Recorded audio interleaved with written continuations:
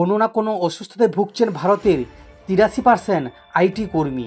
ভারতে তথ্য প্রযুক্তি খাতে কর্মরতদের স্বাস্থ্য পরিণতি নিয়ে এক গবেষণায় চমকপ্রদ তথ্য উঠে এসেছে। হায়দ্রাবাদ বিশ্ববিদ্যালয়ের গবেষকদের সাম্প্রতিক এক গবেষণায় দেখা গেছে দেশের 83% আইটি কর্মী কোনো না কোনো অসুস্থতায় ভুগছেন। গবেষণার ফলাফল আরও জানায় যে 71% কর্মী অতিরিক্ত ওজনের সমস্যায় ভুগছেন এবং 34% কর্মী মেটাবলিক সিন্ড্রোম নামক এক ধরনের রোগে আক্রান্ত। বিশেষজ্ঞদের মতে অতিরিক্ত ওজনের কারণে ডায়াবেটিস, উচ্চ রক্তচাপ সহ নানা গুরুতর রোগের ঝুঁকি বেড়ে যায়।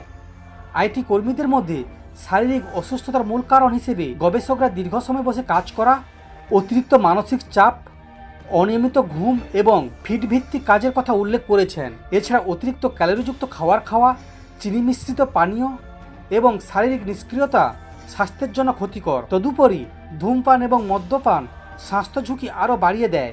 গবেষণার এই চাঞ্চল্যকর তথ্য জনমতের উদ্দেশ্যে দৃষ্টি আকর্ষণ করেছে। বিশেষজ্ঞরা সতর্ক করেছেন যে আইটি কর্মীদের মধ্যে বর্তমান অসুস্থতার হার ভবিষ্যতে আরও বাড়তে পারে, যা আগামী প্রজন্মের জন্য স্বাস্থ্যগত হুমকি তৈরি করতে পারে। তাই বিশেষজ্ঞরা আইটি কর্মীদের শুধু কাজ নয়, স্বাস্থ্য সচেতন হওয়ার পরামর্শ দিয়েছেন।